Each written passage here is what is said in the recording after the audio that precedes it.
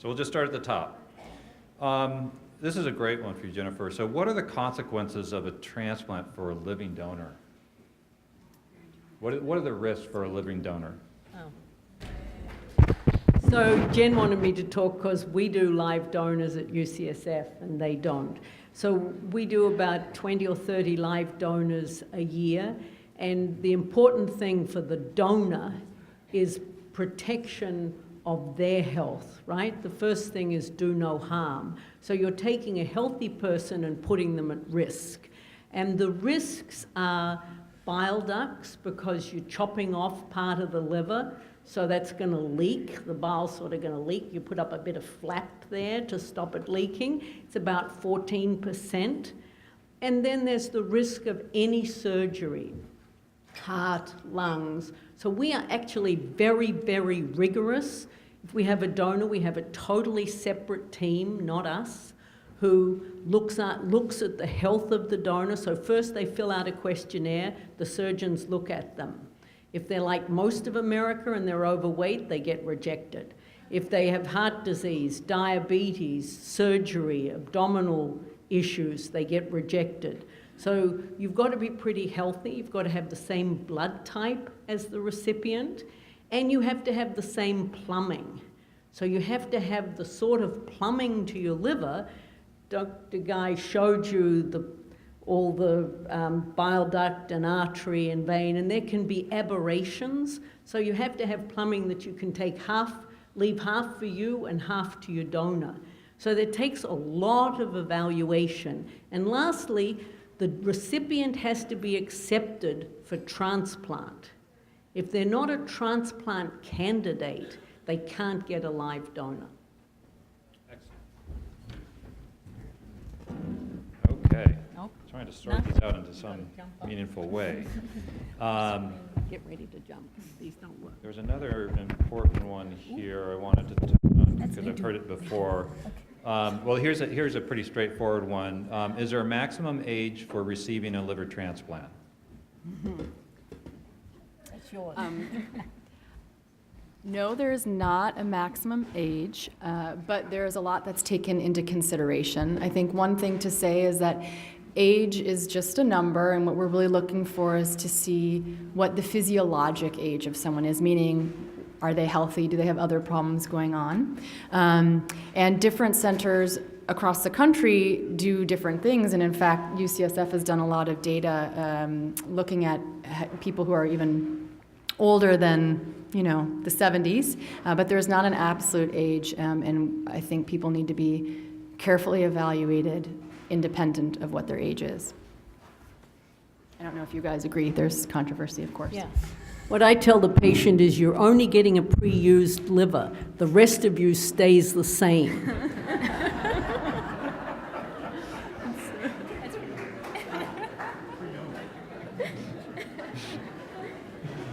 Okay. I'm going to add that one to my list of marionettes. So many.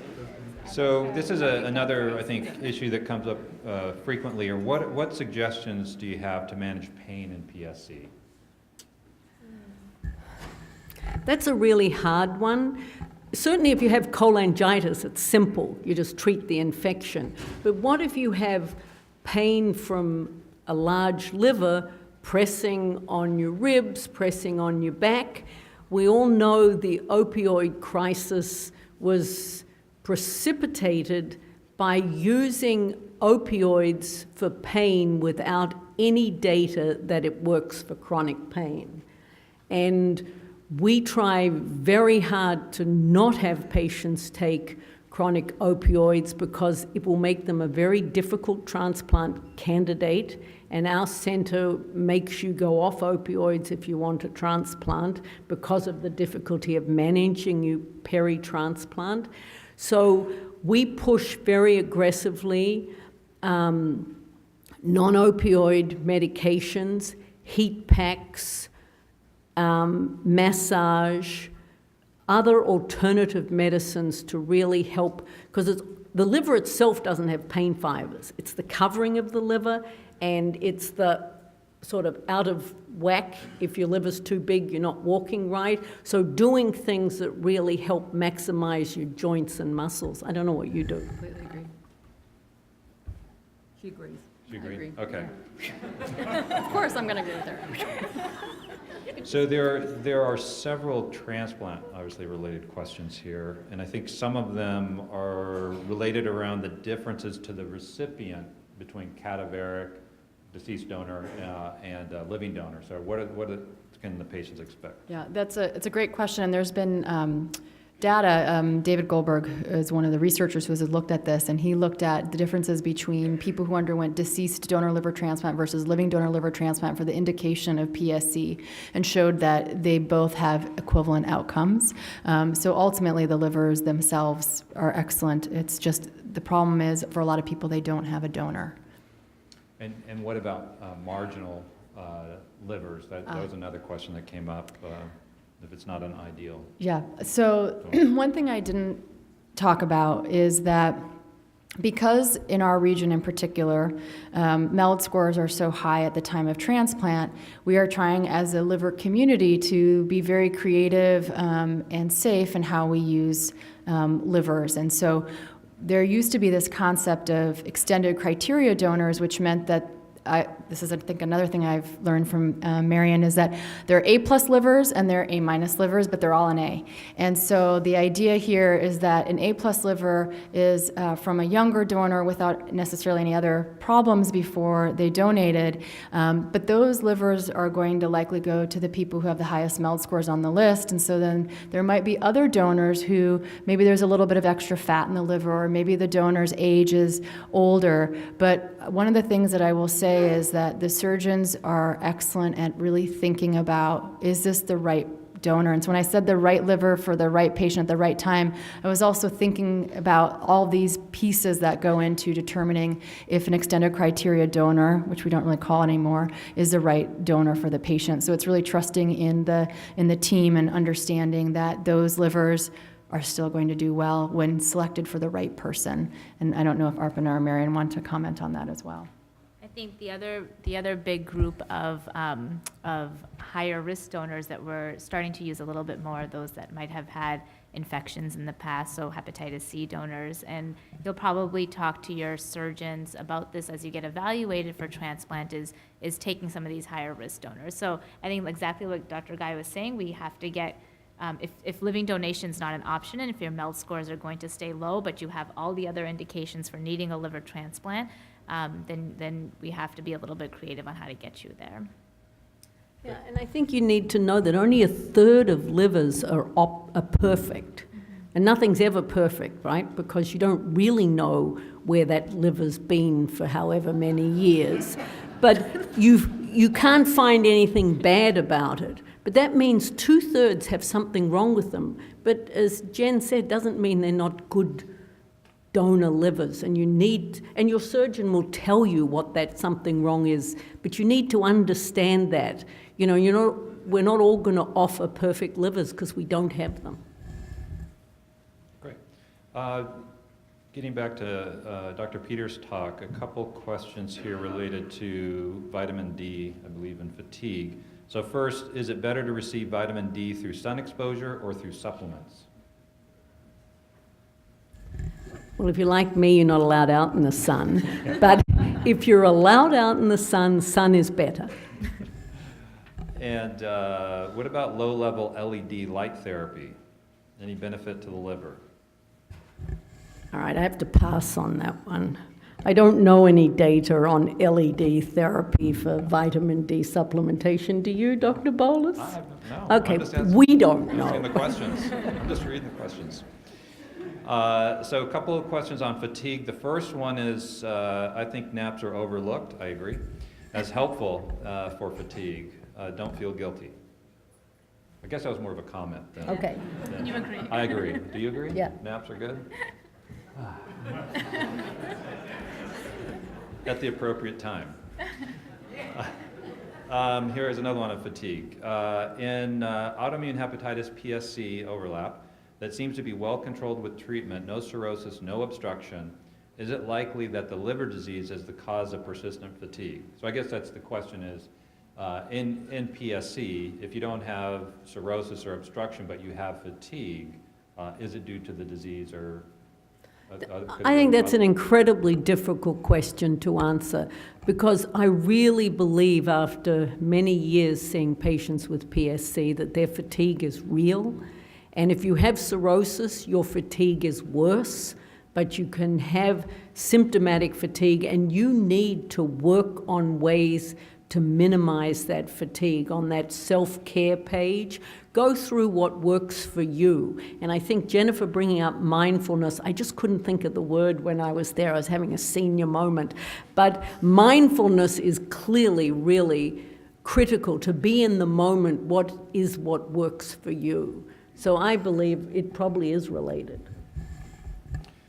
A couple of questions for Dr. Goel. First, has FibroScan been used to show whether patients on Vanco are seeing improvements in liver stiffness? No, all of the studies that were done with vancomycin, we didn't do FibroScans at the time because they were doing repeat biopsies and paired biopsies. So FibroScan was not used then. And I'm trying to think of, I don't know if Dr. Linder's study that he has coming up with PO vancomycin is going to be using FibroScan, Yeah. but not right now. Yeah, FibroScan hasn't been around that long and hasn't been used in too many clinical trials, and in reality, it doesn't change that much over time until you get latent disease, so it's not clear how useful that'll be. And then the other question has to do with alkaline phosphatase. And what is a range of relatively low level of alkaline phosphatase for a patient? So the cutoff values that I mentioned based on the trials were, if you have what's considered to be an improvement in your alkaline phosphatase on treatment is if you have over a 40% reduction in your alkaline phosphatase from your baseline value that you started at, or if you get to less than 1.3, 1.5 times upper limit of normal in your lab. So labs have different cutoff values for what's normal. Our cutoff value is 130 in our lab, so if you think about 1.5 times that, you're getting close to 200 essentially, and that's considered a good level.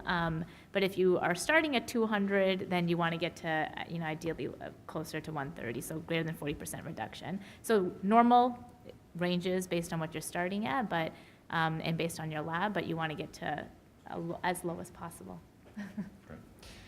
A couple of questions again back to transplant, having to do with sort of regional differences. So the first question, are the statistics of survival after transplant nationwide or just your area? And then a related question here is that in California, where we are transplanting at higher MELD scores, does that mean we have lower survival due to the fact that they're being transplanted at higher MELDs? That is a great question.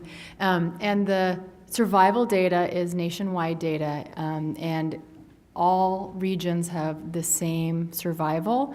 Where survival might be different is under the how centers manage patients. So, but overall, everyone does the same, even if they're at a high MELD score when they are transplanted. It's just the difference in a region where you have a high MELD score is that you might not make it to transplant because you may fall off the wait list, meaning because the MELD score is high and it predicts death, sometimes people die while waiting for transplant because they didn't have that organ offered to them. And somewhat related to Dr. Guy, how long do you need to live in a region to qualify for their MELD rules? So the MELD rules are the same. I mean, the MELD and the allocation is the same across all regions.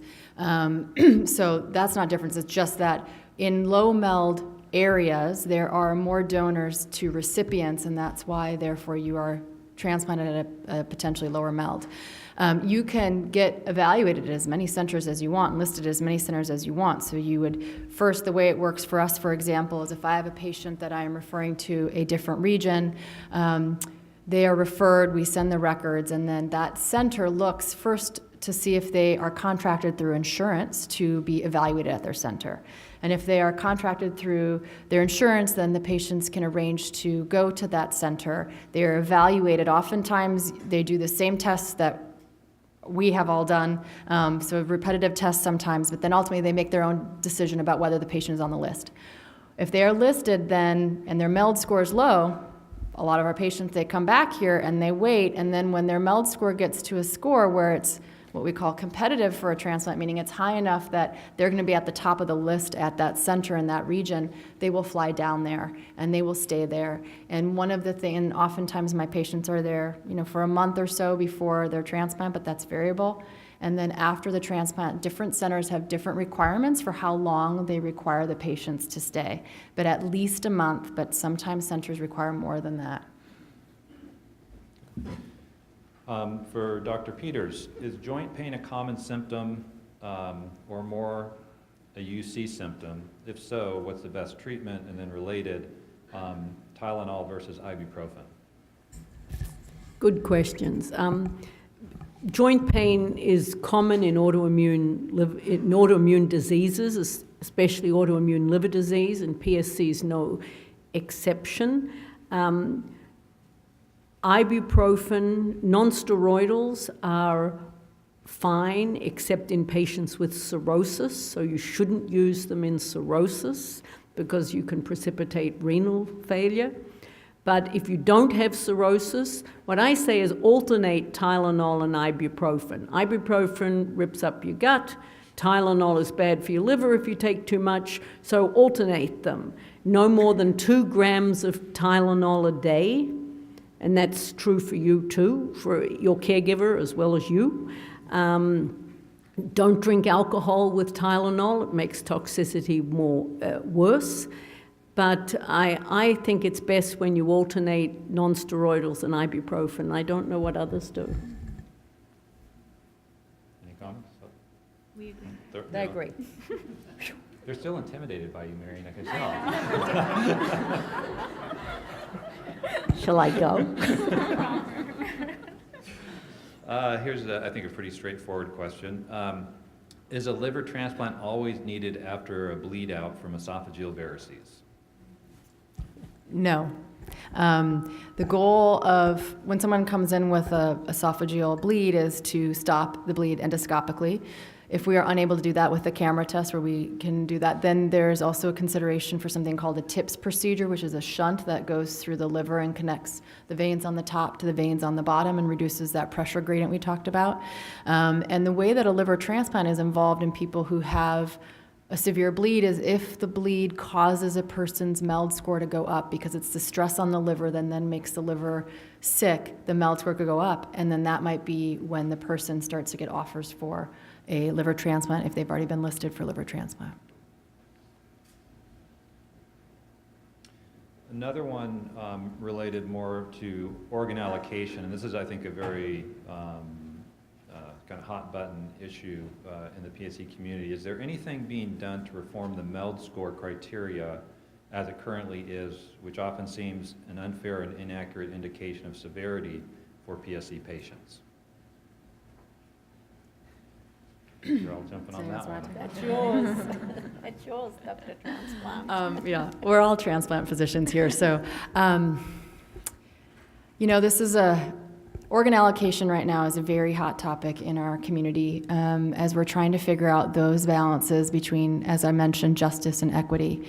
And I think PSC patients and us as providers are really feeling that, a lot of times what happens with PSC is the bilirubin goes up, but then the INR, for example, and the creatinine don't, so that people are disadvantaged by the MELD score. And at present, there is not a move to figure out a different way of using allocation besides MELD and MELD-NA at the very moment. But there are a lot of discussions about, at some point, if we could do something called a net benefit score, where we're looking at, right now we just look at what's the risk of dying before transplant and using that to allocate. But there's a lot of talk about if we could use a net benefit where we're looking at optimizing survival before as well as survival after, and that might make a difference. But everyone is right to say that this is a problem. No other comments? Okay, so keeping on the topic, would changing boundaries of UNOS regions change or equalize MELD scores at time of transplant? Another fun one to talk about. So this is where the controversy in our community is right now, and there's a lot of proposals there. And boundaries, I would say that there's the geographic differences that you have seen and how to work through that. And there's a lot of debate about the geographic boundaries in terms of MELD, but also the problem of making sure that people who aren't on the list are thought about in terms of organ allocation. And one of the proposals that is likely going to change is we have regions, but also there will be some preference to something called a local share with nautical miles or circles around centers, so that the people who are still close to the livers also have some preference for them. So there's a lot of work on this, and it's going to be evolving for sure. I don't know if anyone else has something to say about that. And I think you have to know that the further you are, the longer the time the liver is sitting in the ice bucket, that's the worst. So the best benefit is having the donor with the liver in the operating room next door, and they just pop it in. So the alternative is having the liver in Florida and having to make it back to to the Bay Area. And so there's also a risk benefit. So we want everybody to have equal share, but sometimes it's a better outcome if you have the liver in your region. So that's the balance that we don't yet have an answer to. And we keep changing, which proves we're trying, but we're not getting there. Great. A few more here. Actually, let's go to this. Is maybe a little off topic, but maybe you can mention this. Where do we stand with our knowledge of small duct PSC, and maybe a related one, what are the differences for PSC between small and large ducts disease? So that is a hard question. So small duct PSC, I to be honest with you, we don't know much about why it happens and why it's different in terms of pathophysiology from large duct PSC. We'll often think about it when someone's alkaline phosphatase is elevated. So you'll see biochemical markers that you have elevations in your liver enzymes. And we get an MRCP, we get an ERCP, and that looks normal. So there's nothing in the larger ducts that's going on. And you really have to have your degree of suspicion to think about small duct PSC, and we only really see it on a liver biopsy then. There is a more favorable prognosis with small duct PSC in that it doesn't progress to advanced fibrosis and cirrhosis at the same rate as large duct PSC. I think likely because that significant stricturing and the recurrent infections aren't necessarily as severe.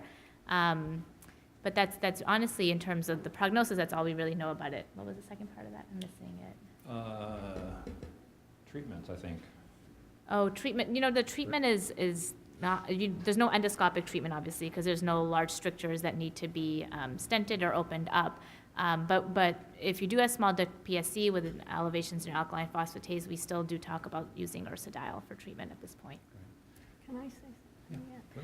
So I think it's important to know that when you see all the big studies and the outcomes, they often leave out groups of patients. So the biggest study was Weissmuller last year, over 7,000 patients in Europe, North America, and Australasia, sorry, never leave out New Zealand.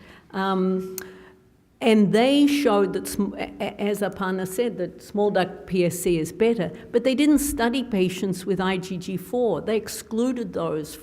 So all the data we have, we don't have good data on outcome of IgG4 disease because all the big epidemiological studies have left them out.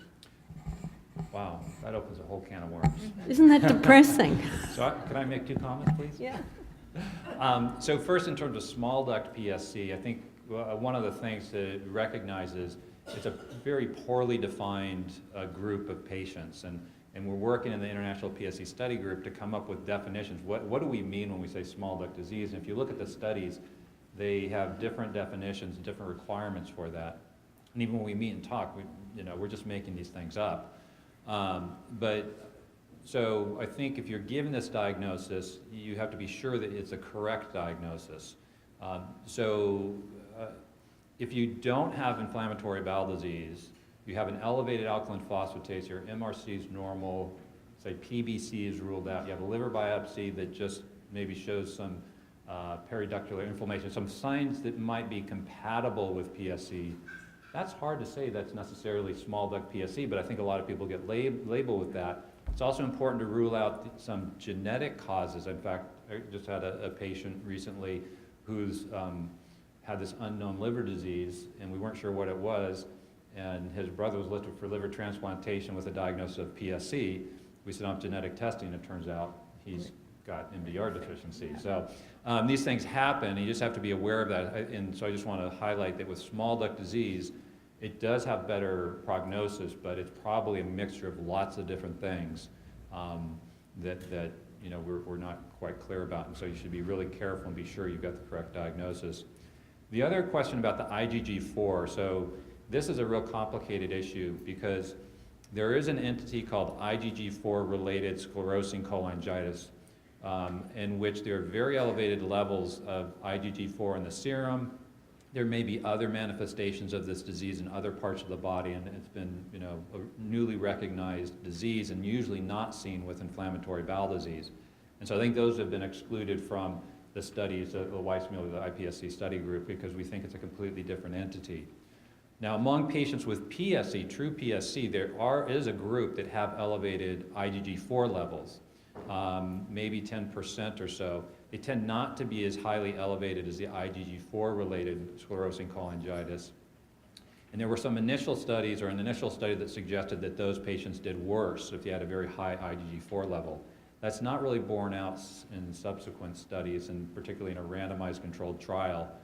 So I think the IgG4 study is still, story is still sort of unresolved at that time. So, anyway. But it'd be great if you collected them all. Because You I know, think people I've been need to know. Yeah. Yeah. So I've been trying to find elevated IgG4 in my PSC patients, and I only have one or two. I don't find it so frequently. Yeah. So I think it depends on where you're at and who you see, but it's an unresolved issue. But we're happy to work on it with you. Great. Let's see, how much time do we have left? Oh, we still got lots of time. I was going to save this for last, but I think it's a good one to talk about. Dr. Peters mentioned the issue with opioid use, particularly related to liver transplantation, and I think, and I don't think the other two transplant centers mentioned if they have different policies or not, and I think that's always an issue, and the next question has to do with practical medical applications of cannabinoids. I assume that just means marijuana, and relief and relief of PSC symptoms. And so I guess part of this was, you know, so what is the role and what are the consequences? How is this viewed by transplant centers? You know, it's now legal in California, Canada, and many other parts of the country. So what's the utility of it, and are there consequences if it is used for transplant eligibility? Well, the three centers, CPMC, UCSF, and Stanford, may have different sort of requirements on this, so I'll speak to CPMC. So I agree with what Marian said about opiates. It's something that we work really hard to get our patients off of and to find alternative solutions to pain. We do not require that people be off of them by the time of transplant. I was just at the Maine transplant meeting 2 weeks ago, and they spent a lot of time talking about this, and they presented a lot of data that showed that patients who are on opiates before transplant have worse survival after transplant. And it really underscored to me the reason why I talk to my patients about getting off the opiates is because if we're doing all this work to get to transplant, let's optimize the outcomes. So I agree, but our center is not, we don't have to be off before being listed and evaluated. For marijuana, our center requires that patients have a medical marijuana card, and that's what our policy is. So we changed our policy with the approval of marijuana in California, and so it's not an exclusion for transplant. But we do not want patients to be on marijuana after transplant because we have had 2 deaths in young people who smoked marijuana and got aspergillus, which is a terrible fungus from the marijuana because it's not purified. It's, you know, Fred Nurk makes it and gives it to you. And it's really important that we don't want patients smoking. We do not transplant patients who are smoking cigarettes because of the toxins and the risk for pulmonary disease and risk peri-transplant. So you have to stop smoking cigarettes. We ask you to stop smoking marijuana, but you can take them in goodies, but we don't want you taking marijuana post-transplant. What do you do? So our pain medication use policies are similar to CAPMC's. We try really, really hard, and we actually have just teamed up with our addiction psychiatry and our pain medication colleagues to help us get patients off of opiates before transplant because of the worst outcomes that we're seeing after transplant now. But it is not an absolute that you have to be off of them at the time of transplantation, but we really do try to minimize them. At Stanford, our marijuana policy is, it used to be that you needed a medical marijuana card. It's no longer that before transplantation, but we really, really need to, we get patients ideally off of smoking marijuana before transplant so that they're able to maintain that after transplant.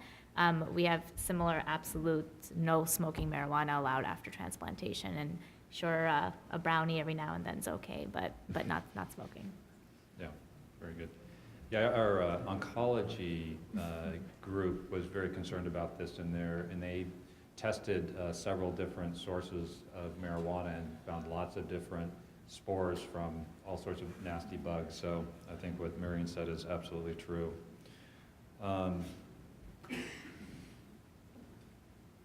So related to cholangitis, what is the best antibiotic to use with PSC? Some people have been prescribed Cipro and not to use it unless they have an episode. And what other options are there for antibiotics? Not me.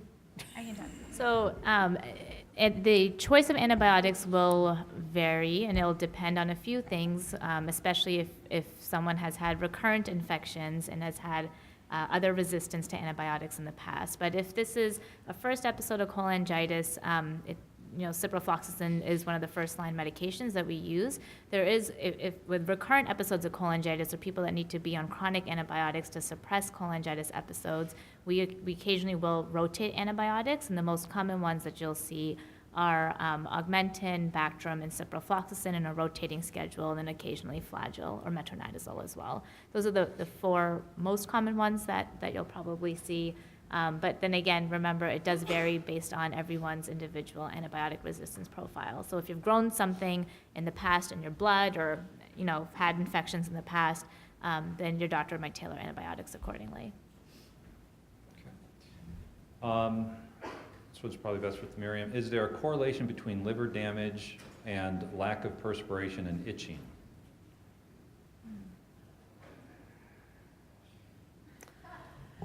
So the prevalence of itching is similar in patients who have mild and severe disease.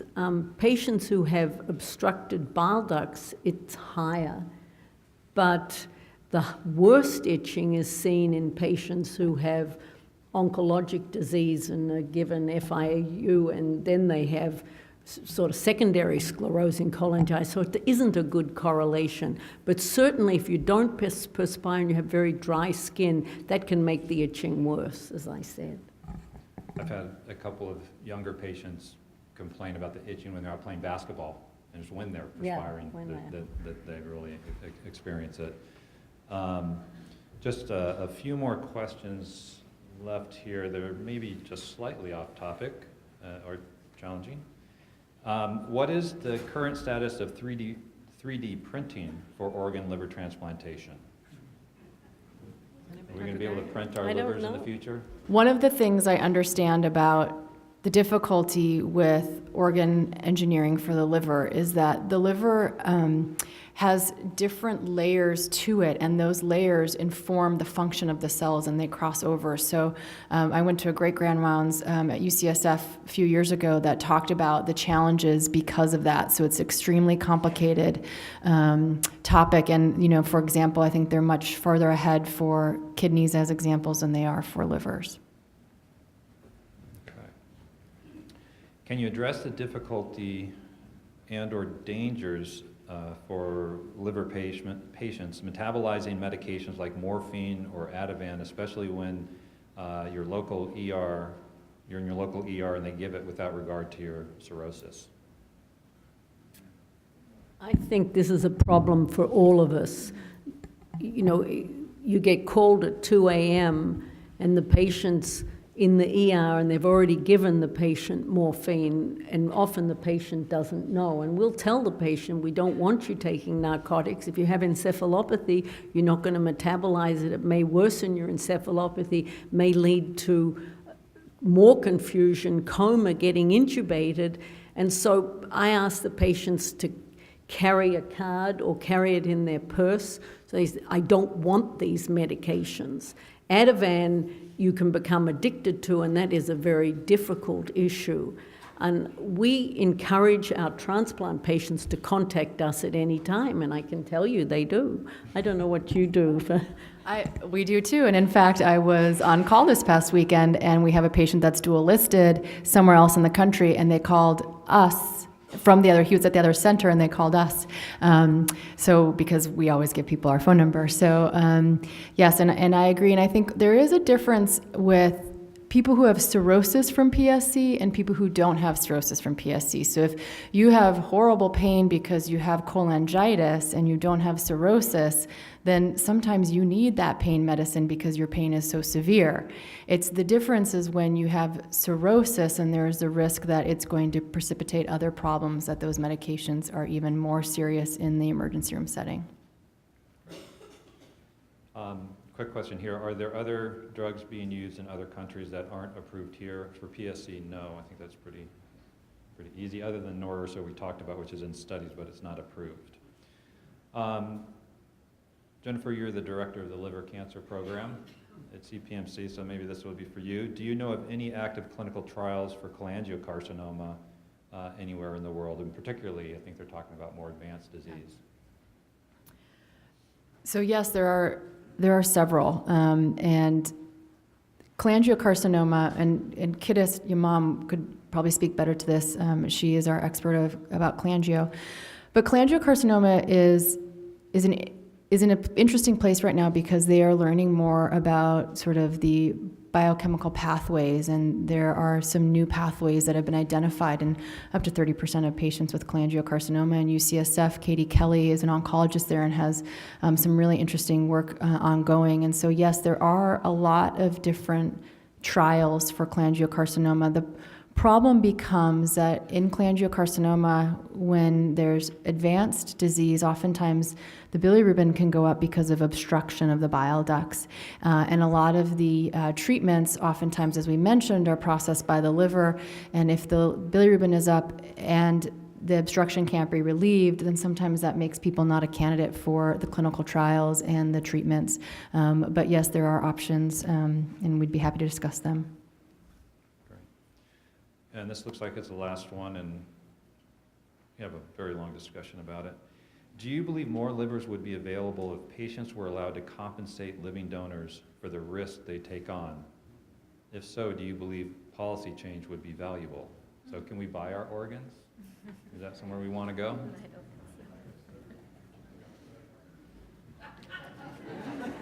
Thank you for your attendance. You know, you can go to China and they'll give you the day and the time, and you can go there and get your organ. Transplant tourism is alive and well. Some of us would have a problem wondering where the donor came from. So that's sort of one extreme, and the other extreme is someone is going to be altruistic and give half their liver. And shouldn't they be rewarded for doing that? You know, most of us would say yes.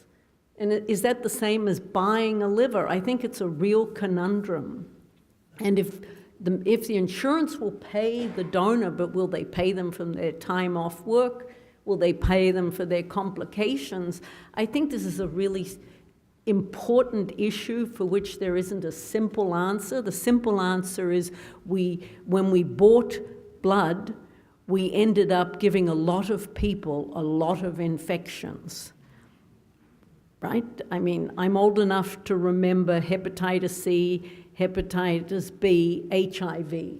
So that's a lesson we learned, that it may not be bringing out altruism, but helping some negative things.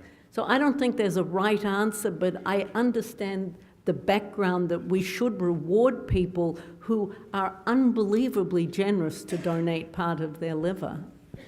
What do you, I mean, nobody. I think this is a debate, honestly, at every single big national transplant meeting. I think that there's been debates about how to increase our donor pool. And it's been brought up. There's been debates like Dr. Bolus and I have had today where it's back and forth. So I don't think that there is a simple answer, but I think it's obviously a very ethically difficult question to answer. Maybe a good thing to bring up is opt-in or opt-out. Some countries, you don't have to say I want to donate. You have to say I don't want to donate. I mean, when you're dead, you don't need your liver. So it sort of makes sense to have everybody's a donor unless they say no, and that would make a huge difference.